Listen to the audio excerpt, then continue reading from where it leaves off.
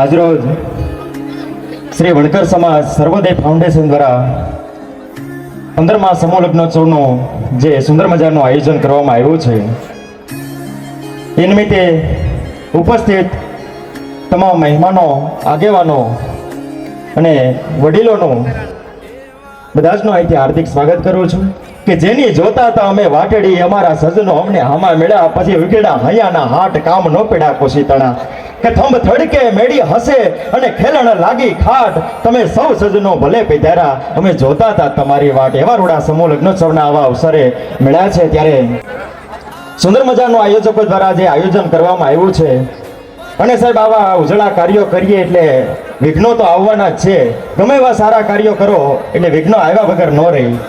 આપણે બળદ લેવા જઈએ ને એટલે બગાયું મફતમાં આવે, પૈસા બળદ ના દેવા પડે, બગાયું મફતમાં આવે.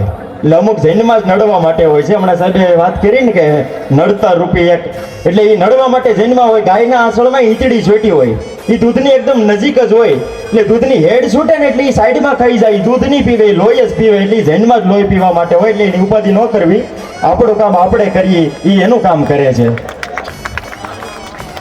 પહેલાના સમયમાં સબ ઘરે દીકરા કે દીકરીના લગ્ન હોય ને એટલે 15 થી 20 દી અગાઉ લગ્નનો ચાંદલો અપાઈ જાય એટલે મહેમાનોની અવર જવર ચાલુ થઈ જતી. ચા પાણી પીવા માટે વરિયાળીના એળસીના મુખવાસ આપવામાં આવતા અને માવડીએ જે લગ્ન ગીત ગાતી.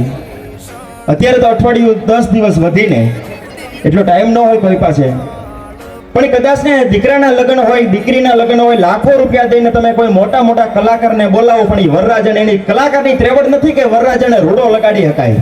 કદાચ ને લાખો રૂપિયા ખર્ચો તમે, પણ એ વરરાજો રૂડો ક્યારે લાગે?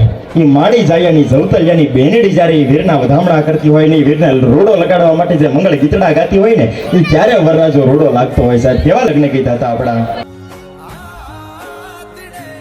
મોર જાજે ઉગમણે દેશ, મોરા જાજે આથમણે દેશ, વળતો જાજે રે વેવાયું ને માંડવડે વોરાન. આવા રોડા મંગળ સમૂહ લગ્નોત્સવે ઉપસ્થિત તમામ મહેમાનોનો અને આયોજકોએ સર જે મને બોલવાનો મોકો આપ્યો એ બદલ એમનો ખૂબ ખૂબ આભાર વ્યક્ત કરું છું. અસ્તુ. જય ભીમ. નમો બુદ્ધાય.